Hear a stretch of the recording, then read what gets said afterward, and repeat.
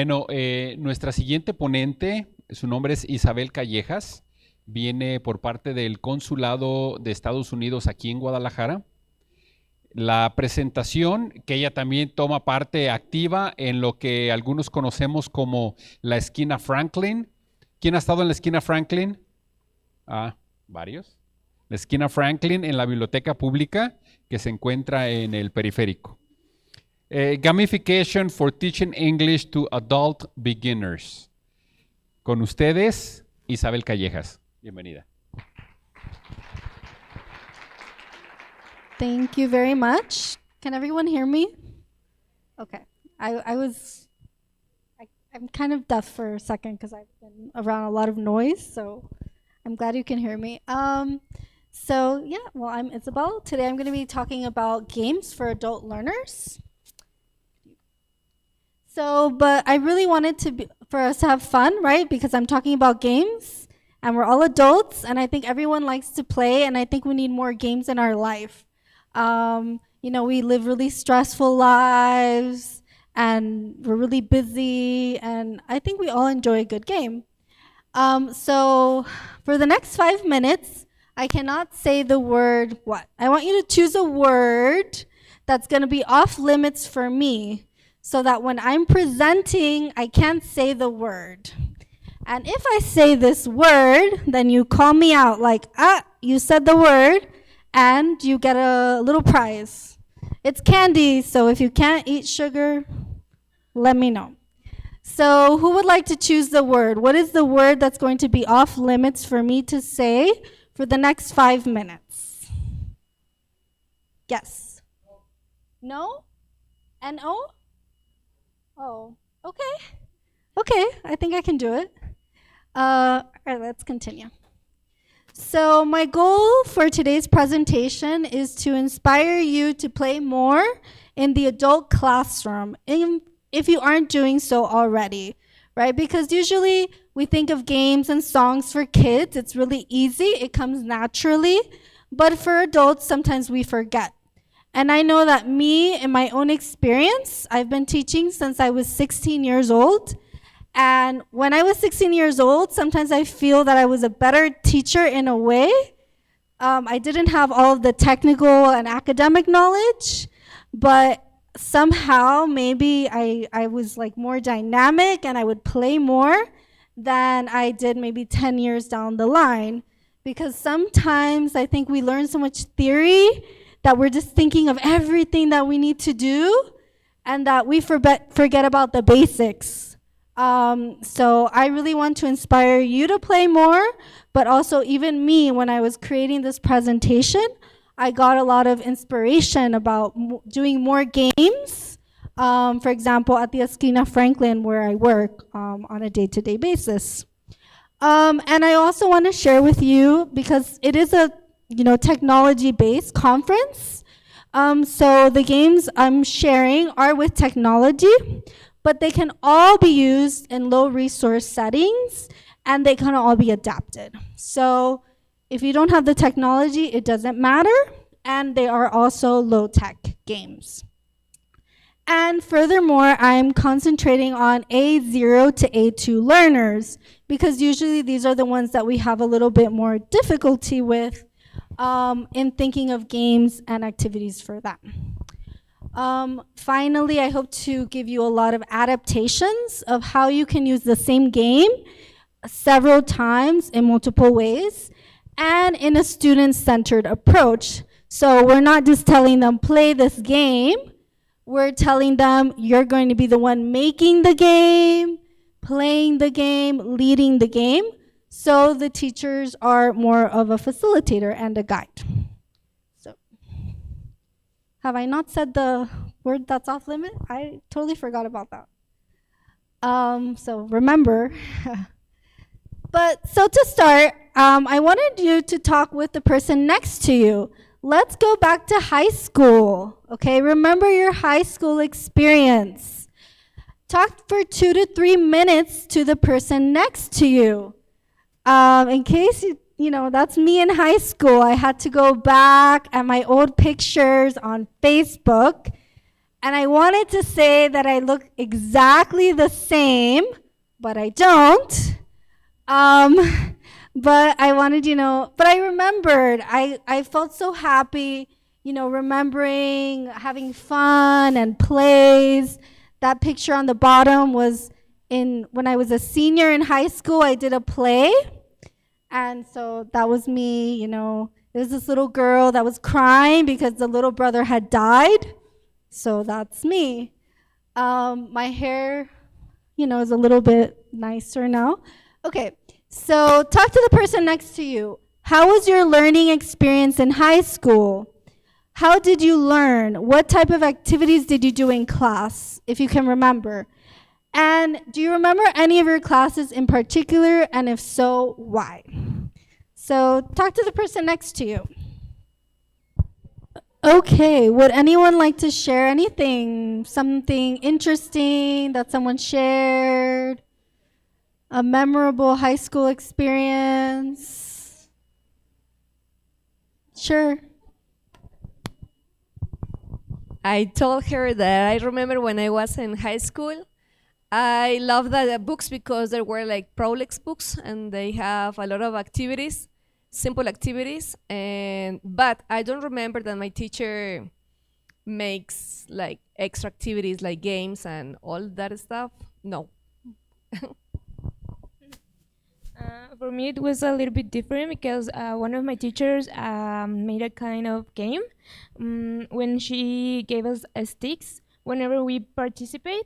So every time we say something important to the class, and we have sticks, and after you collect 10 sticks, she gave you a point. So you look forward to participate more and more. So it was a kind of game.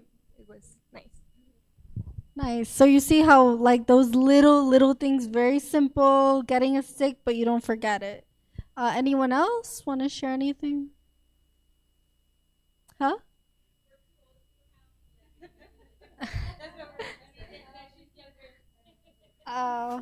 Well, I was in high school 20 years ago, but I could remember. But yeah, like the things that I remembered were the games, the plays, and I was telling her that we did a video in high school for our math class. And that's like the only math concept that I'll never forget because we had to make a video, so we had to go out and back in the day, like with digital cameras and even making the video because it wasn't easy like it is now. And yeah, like I'll never forget making that video. I have forgotten to tell her that one of the best experience I had back in high school was when a learning experience was when they took us to a field trip. Because taking us out to a field trip, you do remember. And me and my sister were talking about it the other day, and she was like, "Oh, I'm gonna go to Long Beach to the aquarium of the Pacific." I was like, "Oh, you should go there. It's amazing." And now that you just brought it back, it's just like it all makes sense. Thank you. And then some other people that I talked to said they don't remember. So it's usually like just doing exercises in your notebook and things like that, and we don't remember anything from high school.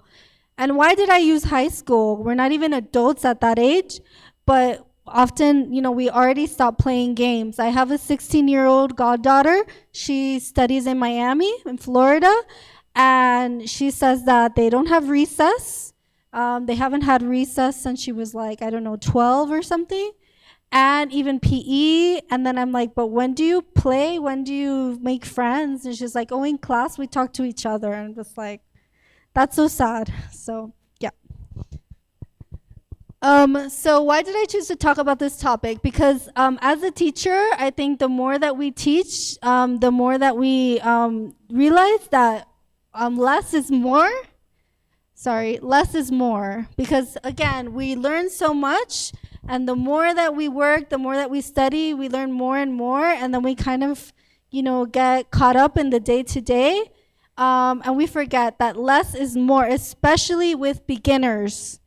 So we overplan and we try to do too much, and really we can do so much with less. So also our time is limited, as we all know. And also, as we get more and more responsibilities with family, etc. And why games? Because games are authentic, they have a communicative purpose, they can motivate students, you can easily personalize them, and we can use them for a wide range of linguistic purposes. So for fluency, for accuracy, for grammar, for vocabulary, etc. And we can also use them as assessment tools, which I'm going to give examples about after this. So as I said before, games are often stopped before high school, and we can see that from the experiences that you all talked about, right? So even before we become adults, they already like tell us to stop playing, right? And really, we all benefit from games because of motivation, relaxation, etc. And I was looking at some different definitions of student-centered classrooms. There are lots of things that go into a student-centered classroom. I think it's really difficult to say that our classroom is going to be 100% student-centered, because one of the main definitions of student-centered is that the students choose what they want to learn, how they want to learn it. I think that's not always possible, right? Because we have, sorry? Exactly. But that's not really possible, right? Because, we have curriculums, we have to do tests, etc. But we can, do choose a lot of aspects of student-centeredness and make our classroom as student-centered as we can. So I think games are really good at this, because if we look at these definitions, right? The learner requires individualization, interaction, and integration, right? Games allow for interaction, they allow for integration. Team learning, teaching each other, games all help us with this. Learning with prior learning, games are something that they already know. If there are games that already exist in their language, they already know the instructions, they already know how to play. The instructor role changes, right? So we're more guiding them instead of instructing them. So here's some more examples. The learners can take responsibilities for organizing the content. They can organize the games. For generating examples, they can be the ones creating the games. So they're working on that. Posing and answering questions. They're the ones asking and answering, right? We are taking very much a role of stepping back as much as we can, which sometimes we kind of have to be like, step back, let the students do it, especially beginner students. Give them that time, give them that pausing time to think, to ask, to write the questions, to make the games, etc. So I'm going to share with you some games. The first one is Two Truths and a Lie. Probably you've seen it before. And as I mentioned, we're using technology. So all of these are Google slide game templates. So if you go on Google and you Google, Google slide game templates, there are many templates that are already made so that all you have to do is adapt it. Or in this case, the students make their own games. So this is one example. I got this template from Google Slides, 2 truths and 1 lie. Usually what you do is you ask them to give you 3 statements, 2 being true, 1 a lie.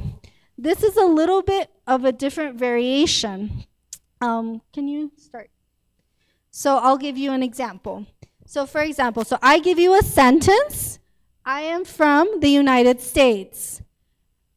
And normally you would say, oh, it's true, oh, it's a lie. Why do you think? In this case, I'm giving you 3 statements of why it could be true or why it could be false. And you have to choose the correct one. So I am from the United States. A, it's true, I am American, I was born in Miami, Florida. B, false, I am not from the United States, though I have lived there for many years. And C, false, I am from Mexico. So what do you think? I don't know. Oh.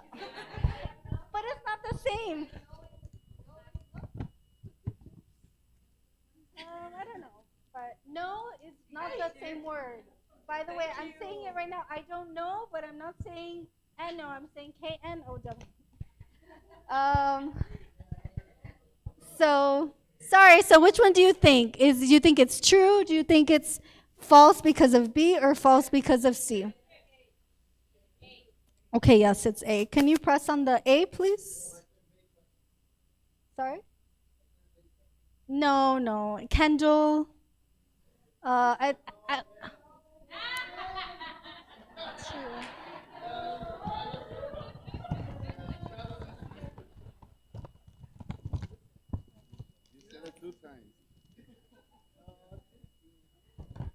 um, I forgot the hospital I was born in for a second, but it was South Miami Hospital.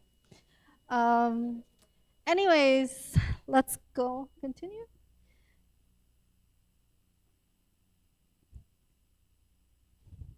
Next. Okay, number 2. I have lived. Oh, sorry, I was supposed to erase that little subtitle there, but I have lived and worked in all the continents. So do you think it's true? False? I haven't made it to Asia or Australasia yet. False? I visited all the continents, but I have only worked in Asia.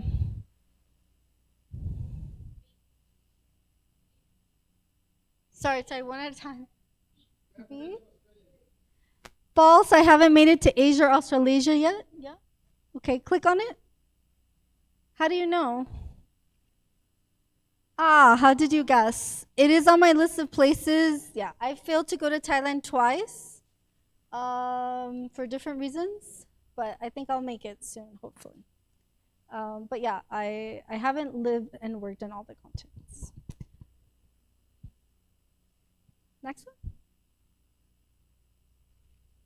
Number 3, I am not very family oriented. Unfortunately, I have a very small family and we are very independent. Do you think it's true? I'm an only child. False, although small, we are very close. Or false, it's huge and we are very united. See? Hmm?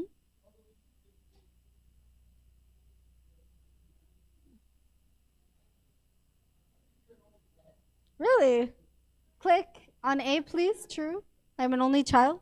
El primero, la. No pasa. A.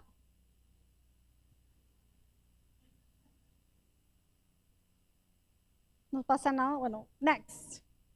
It should work, but click next.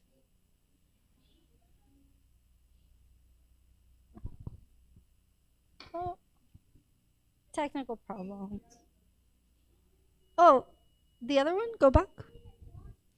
Well, I was supposed to show the first one, but yeah, there we go. Go back. Go back. Atrás uno. Uno más. Adelante. Adelante.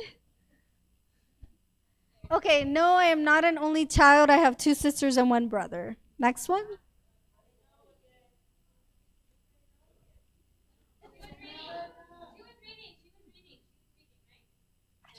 When did I say it? Oh, yeah, that's true. Yeah, yeah. Thank you. Thank you. We are close knit but not small. Okay, yeah. We're close knit but not small. Just my WhatsApp group has about 63 people in it. So yes, you were right. See? Next one. We're very close and we're a lot of people. So this is like a regular Sunday, like, oh, come over for lunch. Usually about 35 people or so. Yeah. I got this from Slides Mania. So you could Google, two truths and a lie. So this is one example of a game that you could have students, and this would actually take a long time, right? Having them make it, think about it, give you different options. So it's not just saying 2 truths and a lie. And they can add their pictures like I did, etc. Thank you. Next one. This is another game that you can do using technology. Has anyone here used Genially? Sorry, I don't even know if I'm pronouncing it right. Yes? Yes? So it takes a little bit to get used to it, to learn how to do it. But once you do, it's like really easy. And this is going to save you time, right? Because you don't actually have to make a game board from scratch, either like by writing or by printing it. And the students can make it. So this is one template. It was already made, and all the students have to do is add the questions. And it's really nice because they can also add audio questions. So if you can show them. Oh, yeah.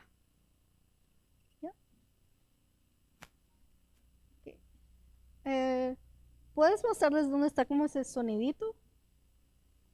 En la tercera.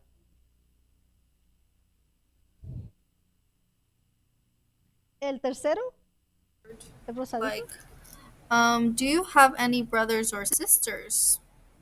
Entonces pueden hacer las preguntas con audio, pueden hacer las preguntas escritas. ¿Puedes mostrarle? Oh, perdón. Sorry, I just switched over. ¿Puedes mostrarle en la segunda, el segundo cuadrito, el circulito azul? Ahí there it's written, where would you like to travel in the future? So you can do written questions and they can do audio questions. Having the students make this could be a whole test, right? A whole assessment. Maybe you did simple present questions, personal information questions. So they could do this as an assessment. And it would be great practice, right? To have them make the questions, have them record the questions, and then have them play them with one another. And this same board game template, it will take you, if you want to make it, it's going to take you 10 minutes because it's already made, basically. You just have to add the questions. And it has a dice in the corner.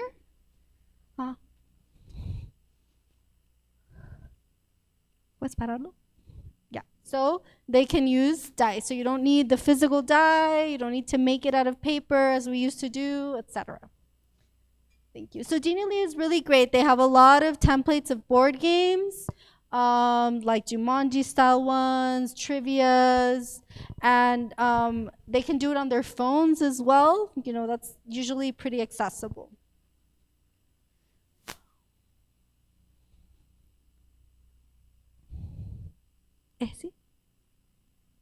Can you go back to the presentation? Thank you.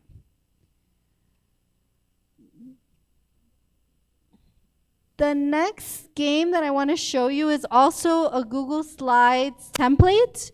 So if you, maybe you're familiar with the website Teachers Pay Teachers, they have a lot of free templates there. And so the next game is like a mystery picture game.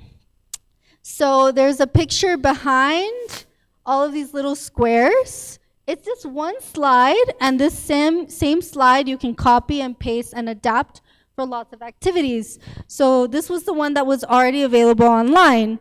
You have irregular verbs. So the students would say the verb in the past form. So for example, light,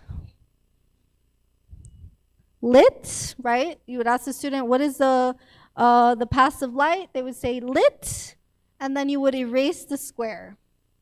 Luego si aprietas. Click. Oh. Okay, bueno. You should be able to click on the direct square when they answer, and then slowly the picture will start appearing. So then they can also guess what the picture is behind all of the squares.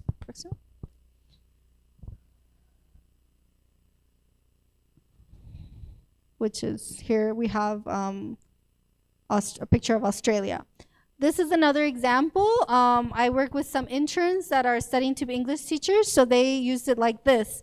So your students will have to put a picture, and then they're going to give you all of these hints. So the classmate will read each word, and then you'll slowly delete the squares. So I'm not sure if it's going to work because it's in presentation format, but we can try.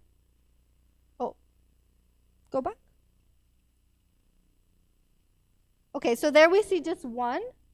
But what do you think it is? So we have cute bunny. It's actually a cute little dog. Yeah, for some reason it's not showing because of the presentation format, but when they start erasing the squares, it will show the dog. This is another example of culture. So maybe it could be, they could do a picture of Mexico and then they would put in the different squares words that talk about Mexico. In this case, the person that I work with, she is really loves Ireland. So yeah, she did it about that. The next game is Guess Who. Does everyone know Guess Who?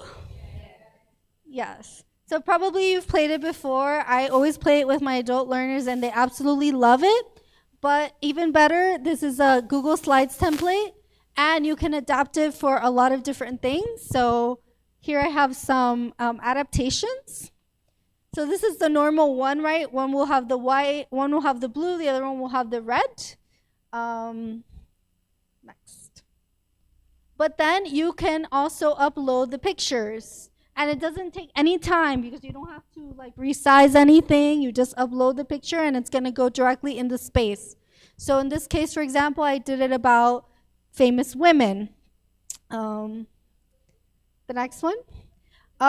You could also do guess what or guess where, right? So I did this about, places and rooms. Next one, please.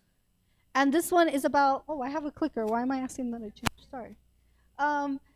This one, ideally it would be personalized. So like I would put a picture of my mother, right? And we do it together.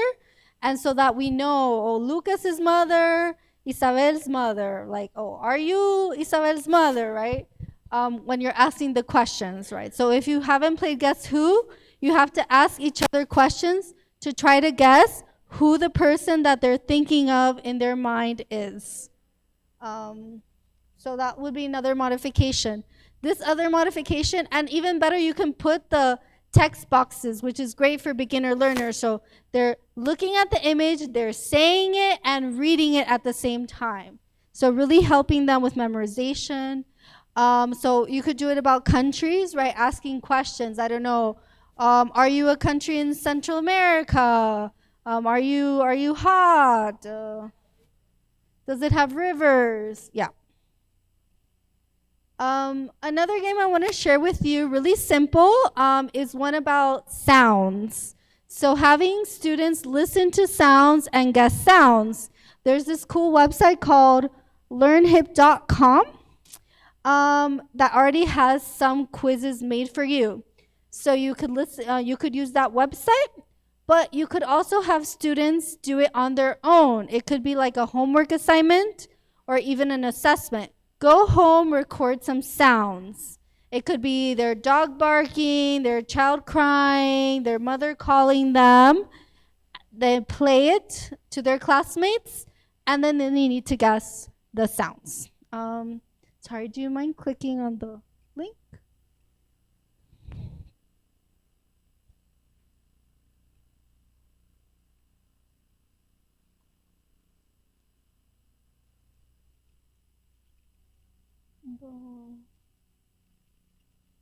Okay, so we're gonna play a little bit. I'll play like 5 sounds and see who guesses. ¿Puedes tocar primero?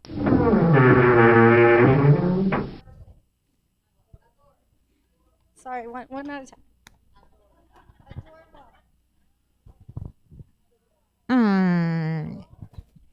A door is opening. Okay, is there a better word we could use?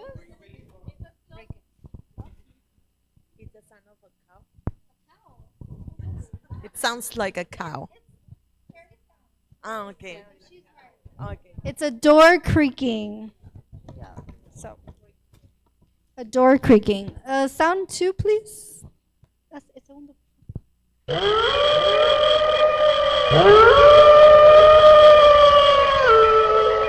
Wolves?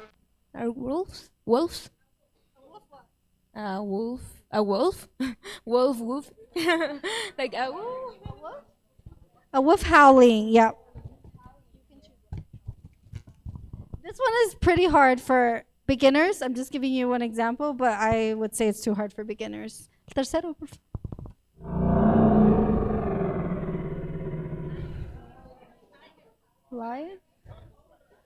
Anyone else? Una vez más, por favor.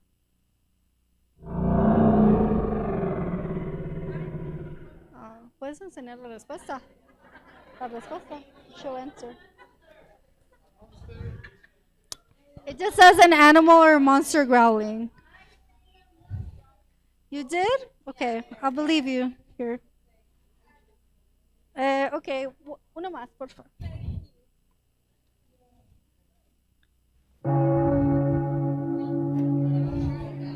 Everyone said at the same time. I don't have enough candy. Okay. So this is an example. A really easy. This is a nice website, but even better, have the students record the sounds and guess the sounds. So the students have to record the sounds, write the answers. They have to learn the vocabulary and then guess.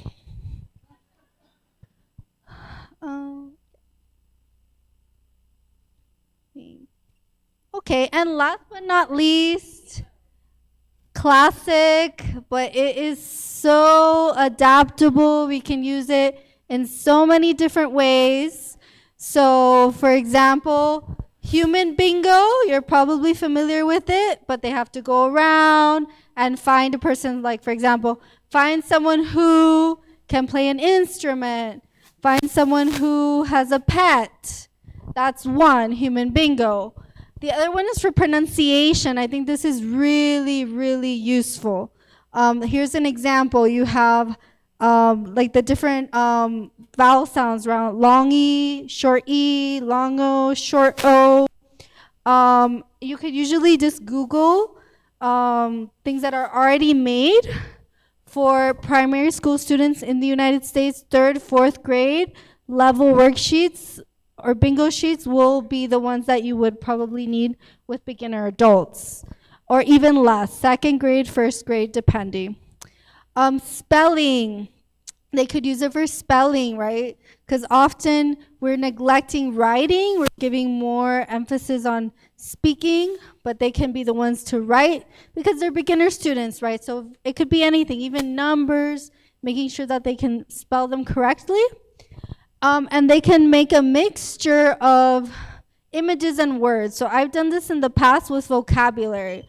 Like they've learned a really long list of adjectives. Then they get magazines and newspapers. They cut images that represent the adjectives. For example, aggressive, and one cuts like a little picture of a chihuahua and pastes it. And then, so the students have to make the cards with the images and then make the cards with the word. And they're the ones that are calling out as well and leading the whole game, right? So it really is very, very student-centered. I did this with students as an assessment, a final assessment, after they had been studying adjectives for a few days. And it took about 2 classes for them to do all of it, right? To make the cards and play them. And then for very basic learners, of course, very, very basic learners, 8-0, adult learners, probably the way that we all are familiar with playing it, using it with numbers, letters, and simple words. So, yeah, I think that's all I have for you. I got these, the ones from before were slides from Slides Mania. And as I mentioned, all of the templates I used are Google Slides templates. You put Google Slides games, templates. They have lots of free options. They also have PowerPoint slide games. I don't have PowerPoint on my computer, so unfortunately, that's why I didn't bring any of those. But yeah, you can get a lot of free games and templates nowadays that save you a lot of time and that the students can be making them themselves. So thank you so much for your time. And if anyone has any questions.